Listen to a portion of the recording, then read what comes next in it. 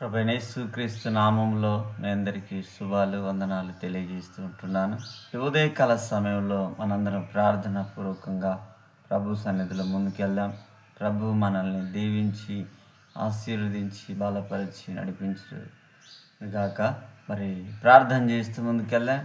పరిశుద్ధుడా, ప్రేమ కలిగిన తండ్రి, జీవము కలిగిన మా యేసయ్య, నీ ఘనమైన శ్రేష్టమైన పరిశుద్ధమైన ఉన్నతమైన నామానికి వందనాలు, కృతజ్ఞత స్తోత్రములు చెల్లిస్తూ ఉంటున్నాం. ఈ ఉదయకాల సమయంలో ఈ వాక్యాన్ని ధ్యానించబోతుండగా ప్రభా మీరు మాకు తోడేయండి. నీ కనికరము, నీ దయా, నీ వాత్సల్యతలో మమ్మల్ని నడిపించి బలపరచమని ప్రార్థిస్తున్నాను.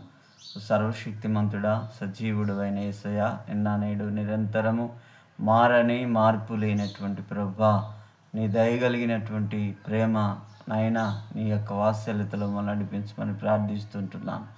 అయా రక్షకానికి స్తోత్రాలు, ఉన్నతమైన దేవుడా నీకు వందనాలు, కనికర పూర్ణుడా నీకు స్తోత్రాలు, సర్వశక్తిమంతుడా నీకు స్తోత్రాలు చెల్లిస్తుంటున్నాను. ఈ ఉదయకాల ధ్యానంలో మాకు తోడుగా ఉండు అయినా, నీ ప్రజలకు అనేకులకు ప్రభా నీ సత్యాన్ని, నీ యొక్క వాక్యమును తండ్రి వివరించి కృపను ప్రభా మీరు మాకు అనుగ్రహించి నీ సన్నిధిలో నడిపించమని, అల్పులను మమ్మలను మీరు వాడుకో, ఘనమైన నీ పరిచర్యను ముందుకు కొనసాగించి కృప దయచేయమని, అన్ని విషయాలు మీరు తోడుగా ఉండు ప్రభా, సహాయం చేయండి. ఇదిగో ప్రభా, ఇంకా బలహీనులైన వారు, రోగులుగా ఉన్నవారు, వేదనతో ఉన్నవారు, కష్టాలతో ఉన్నవారు, నాయన హాస్పిటల్లో అయా ఆపదలో ఉన్నవారు, ఇబ్బందుల్లో ఉన్నవారు తండ్రి యేసయ్యానికి స్తోత్రాలు. మరి నాయన అనేక బాధలు పడుతూ క్యాన్సర్తో ఉన్నవారు ప్రభా, బీపీతో షుగర్తో బాధపడుతున్న ప్రతి ప్రజలను మీరు కనికరించి వారికి శాంతి సమాధానం మీరు దయచేసి అయా ప్రతి వారికి మారు మనసు దయచేయమని, నీ కృపలో నడిపించమని యేసుక్రీస్తు నామములో అడిగి ప్రార్థన చేస్తున్నాము తండ్రి. Amen, amen. దేవుని పరిశుద్ధమైన నామానికి మహిమ కలుగునుగాక. ఈ దినంలో దేవుని వాక్యాన్ని ధ్యానించుకుందాం, ముందుకెళ్దాం. ప్రభు మనకి తోడయండి, నడిపించులాగున.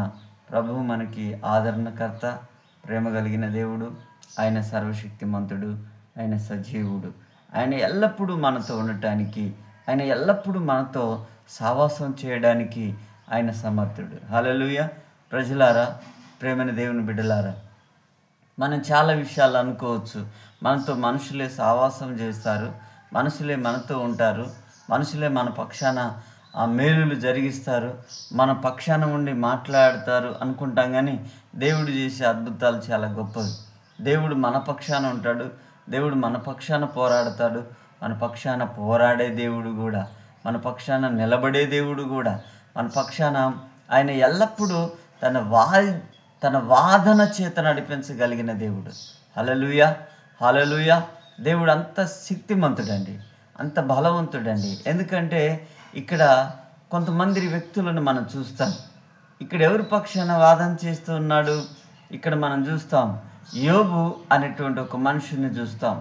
యోబు అనేటువంటి ఈ మనుషుణ్ణి చూసినప్పుడు అక్కడ యోబు ఎలాంటి వ్యక్తి, యోబు ఎలా జీవించాడు, యోబు ఎలా తన జీవన విధానాన్ని కొనసాగించాడు, దేవుని యందు ఎలా భయభక్తులు కలిగి ఉన్నాడు, దేవుని యందు ఎలా ప్రీతి కలిగి ఉన్నాడు, దేవునితో ఎలా సంబంధం కలిగి ఉన్నాడు అనేది దేవుని వాక్యము ద్వారా మనకి తెలియచేయబడుతుంది.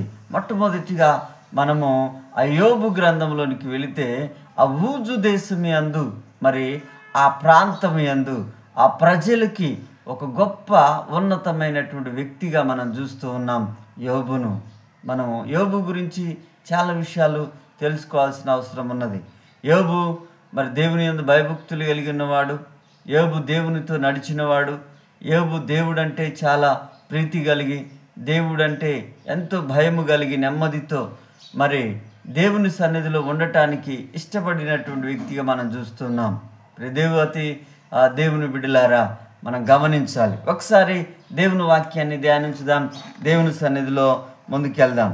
యోబు గ్రంథాన్ని మనం ఒకసారి పరిశీలన చేయవలసిన అవసరం కూడా ఉన్నది. కనుక ఎందుకయ్యా మనం పరిశీలన చేయాలంటే, దేవుని వాక్యం శక్తి కలిగినది, దేవుని వాక్యం బలమైనది. దానిలో నుంచి బలమైన మాటలను మనం వింటాం. ఆ మాటలను విన్నప్పుడు మనం బలపరచబడతాం. ఆ దేవుని వాక్యములో జీవమున్నది, ఆ జీవవాక్యమును మన హృదయంలో అంగీకరిస్తే ఆ జీవపు ఈ ఊట మన హృదయములో పారి మన హృదయము ఆ జీవముతో నింపబడుతుందండి. దేవుని బిడ్డలారా, ఎందుకంటే ఇది శక్తి కలిగిన వాక్యం, ఇది బలమైన వాక్యం, ఇది ఉన్నతమైన వాక్యం, ఇది మహిమ కలిగిన వాక్యం. మనం ధ్యానించాలి. ఇది మనము చేయవలసినటువంటి పని. కనుక ఇక్కడ మనము ప్రాముఖ్యంగా చూద్దాం. యోబు గ్రంథాన్ని మనం పరిశీలనగా తెలుసుకుంటే ఇది మొట్టమొదటిగా ఊజు దేశమందు మనం మొదటి అధ్యాయంలో మరి ఆయనను పరిచయం చేసుకుందాం. దేవుడు యోబు పట్ల కలిగిన ప్రణాళికను మనం చూస్తాం. మొదటి అధ్యాయం మొదటి వచనంలో, ఊజు దేశమందు యోబు అను ఒక మనుషుడు ఉండెను. అతడు యథార్థవంతుడును న్యాయవంతుడనై దేవుని యందు భయభక్తులు కలిగి చెడుతనమును విసర్జించినవాడు. అతనికి 7 కుమారులను 3 కుమార్తెలను కలిగిరి. అతనికి 7,000 ఒంటెలను 3,000 ఒంటెలను 500 జతల ఎడ్లను 500 ఆడుగాడిదలను కలిగి బహుమంది పనివారును అతనికి ఆస్తిగా ఉండెను గనక తూర్పు దిక్కు జనులందరిలో అతడే గొప్పవాడిగా నుండెను. ఇతన్ని గొప్పవాడిగా ఎంచటానికి దేవుడు ఈ యొక్క అధ్యాయం అంతటిని మనం పరిశీలన చేస్తే ఈ ఊజు దేశం అంతట్లో ప్రధానమైన వ్యక్తిగా ఎంచబడ్డాడు.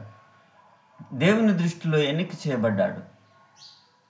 దేవుని దృష్టిలో ఎన్నికలో ఉన్నాడని మనము గమనించవచ్చు. ఇక్కడ దేవుడు యోబుపై తన యొక్క ఆలోచన ఉన్నది, కనుదృష్టి ఉన్నది, యోబుపై తన ప్రేమ ఉన్నది, దేవుని కనికరం ఉన్నది, దేవుని వాత్సల్యత ఉన్నది. ఆ ఊజు దేశమే అందే ఒక నీతిమంతుడుగా, యథార్థవంతుడిగా, భక్తిపరుడుగా చూస్తూ ఉన్నాం. ఎందుకంటే దేవుని యందు భయభక్తులు కలిగిన వారి ఎడల దేవుడు తన కృప, తన వాత్సల్యత, తన దయను, తన ప్రేమను ఆయన ఉంచటానికి ఆయన సర్వశక్తిమంతుడు. దేవుని బిడ్డలారా, మనమందరం కూడా దేవుని యందు భయభక్తులు కలిగి దేవుని సన్నిధిలో ముందుకెళ్ళడానికి మనం ఇష్టపడితే యోబును ఆశీర్వదించిన దేవుడు, యోబును బలపరిచిన దేవుడు, యోబును ఆయన సన్నిధిలో నిలబెట్టినటువంటి దేవుడు. యోబు ఆస్తిపరుడే కాదు, ఊజు దేశం అంతట్లో గొప్ప వ్యక్తి. ఆస్తి ఉంది, దేవుని యందు భయం ఉంది, దేవుని యందు భక్తి ఉంది, యథార్థత ఉన్నది, నీతి ఉన్నది. తనలో సమస్తాన్ని కూడా దేవుడు పరిశీలన చేశాడు.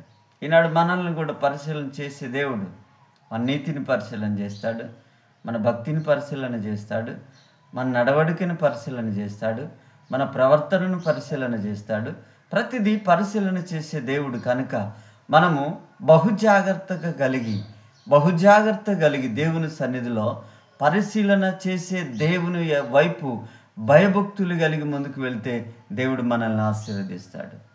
మనం ఎప్పుడు కూడా నిర్లక్ష్యమైన స్వభావముతో కాదు, కానీ దేవుని యందు భయభక్తులు కలిగి ఒక మంచి నడవడికతో, మంచి ప్రణాళికతో దేవుని వాక్యాన్ని మన హృదయంలో అంగీకరించి, దేవుని వాక్యాన్ని మన హృదయంలో అనుసంధానం చేసుకొని దేవుని వాక్యం ద్వారా ముందుకెళ్తే దేవుడు మన పట్ల ఎన్నో అద్భుతాలు, ఆశ్చర్యకార్యాలు చేయడానికి ఆయన సమర్థుడు.